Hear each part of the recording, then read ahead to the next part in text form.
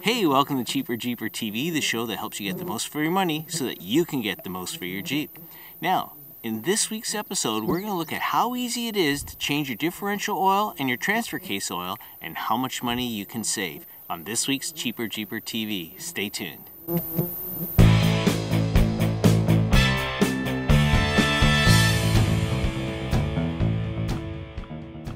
Okay, we can always go look at the Cheaper Jeeper TV maintenance video to find out when to change the oil in your transfer case and differentials. But let's first try to understand why it is that in a Jeep Wrangler we have a transfer case and differentials. Every vehicle has an engine connected to a transmission, which spins a drive shaft connected to a differential at the rear axle, which through the work of gears rotates the axle and the tires. In a Jeep it's a little different in that we have an engine and a transmission, but the drive shaft is interrupted with a transfer case.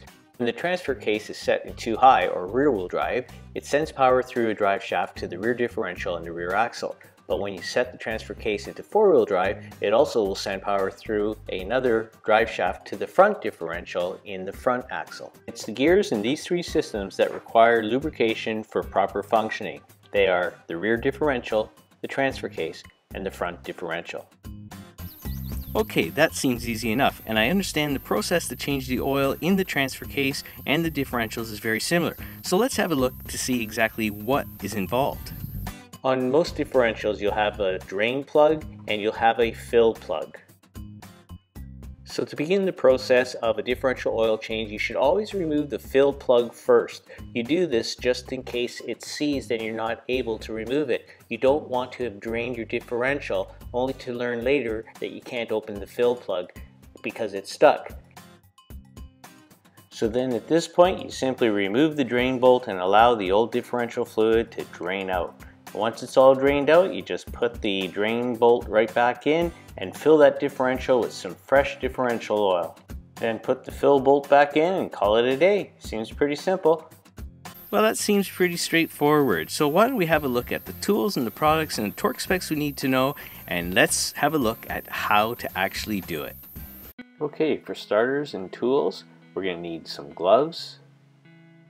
We'll need some old rags and shop towels, a 3/8" ratchet and extension for the differential fill and drain bolts, a 10 mil or a 3/8" hex bit socket for the transfer case fill and drain bolts, a drain pen in which to catch the oil, a torque wrench so we could put all the bolts back on according to spec,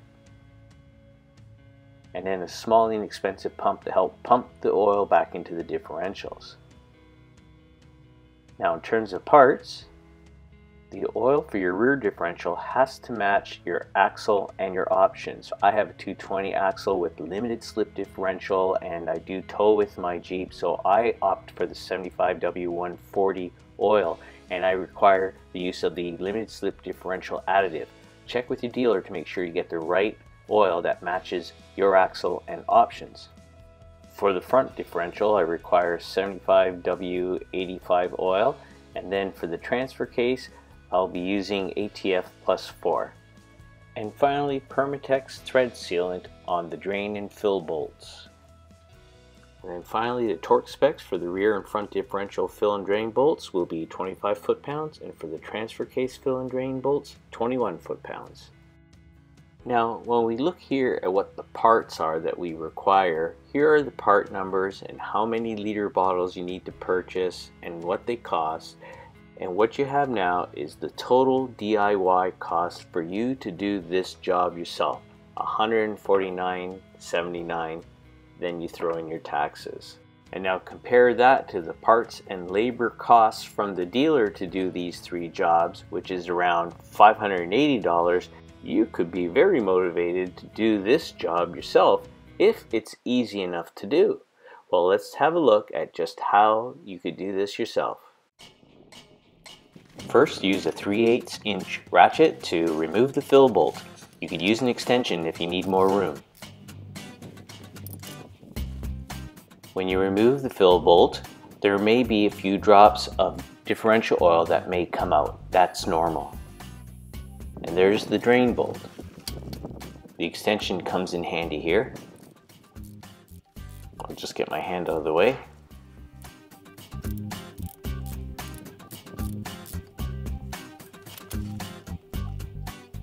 Now be sure to have a drain pan beneath the drain bolt, because when you remove it, the differential oil will pour right out.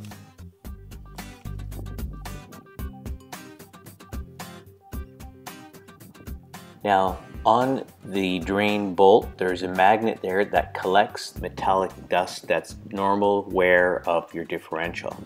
If you actually see metallic chunks in that material, you'll want to have your differential inspected by a mechanic. While the remainder of the differential oil is draining, this is a good time to clean off that magnetic plug. Using brake clean would work, but I'm just using a little paper towel and doing a good job cleaning it up. And now that most of the differential oil has drained out, we're going to use permatex thread sealant on the drain plug threads to ensure a good seal.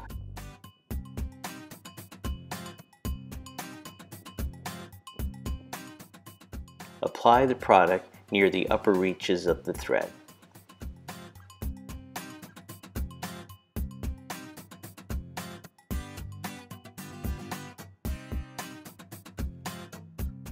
Then carefully reinstall the drain bolt.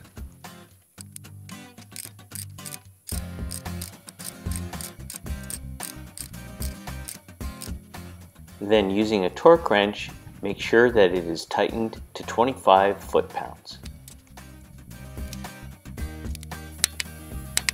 And now we're ready to start adding the differential oil. This is the limited slip additive I need to add, but it's a little awkward to pour in with this bottle, so I'll show you a trick in a minute.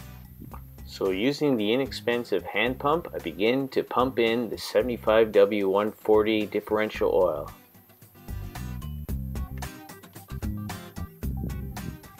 After I've pumped a little oil out of the bottle, I'll remove the pump and add the additive into the space I made in the bottle and continue to add the new oil and the additive into the differential. You'll know you've added the correct amount of oil when it begins to flow out of the fill hole.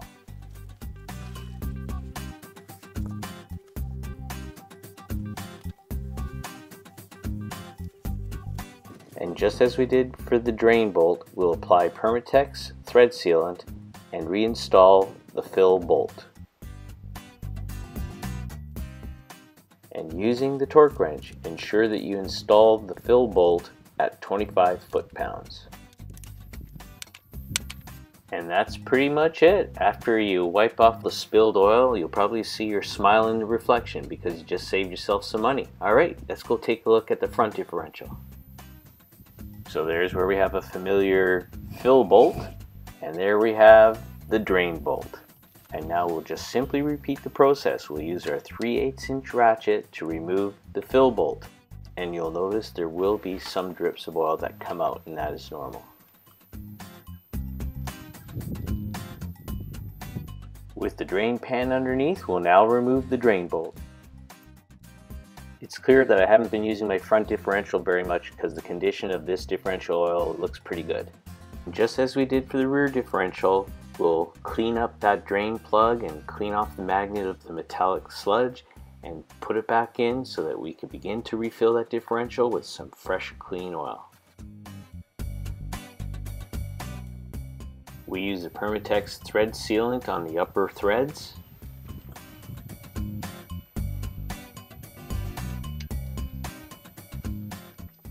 And then use our torque wrench to tighten it at 25 foot-pounds.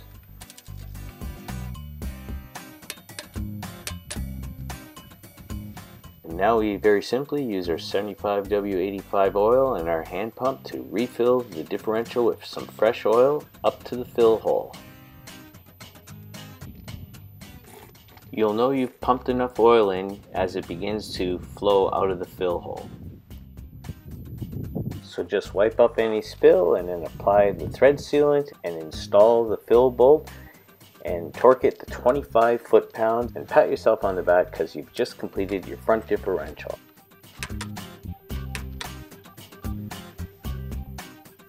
And now, last but not least, let's have a look at that transfer case. What I'm pointing at here is the drain bolt, and that is the fill bolt. And right here I'm tapping on the skid plate, which is in the way, but we have a little trick to get around that.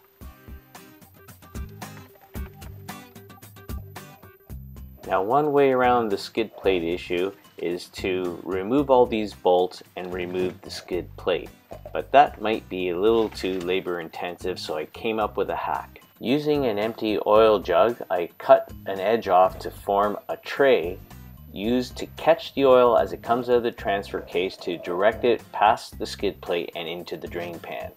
So I'll just maneuver the tray underneath the drain bolt, and in theory, when the oil starts coming out, it'll follow the tray over the edge of the skid plate and into the drain pan below.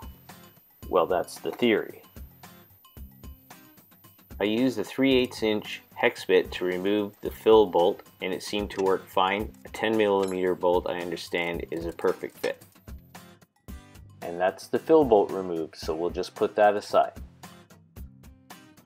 Now, in removing the drain bolt, you'll definitely need the extension piece to get beyond the edge of the skid plate.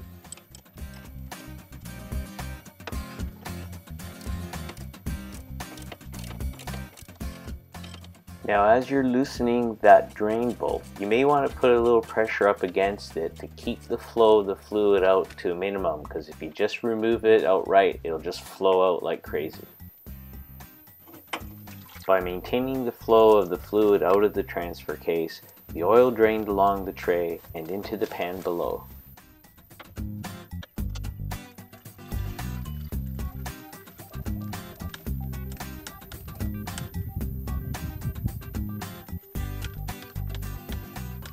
And just as with the differentials, we apply some thread sealant and reinstall the drain bolt.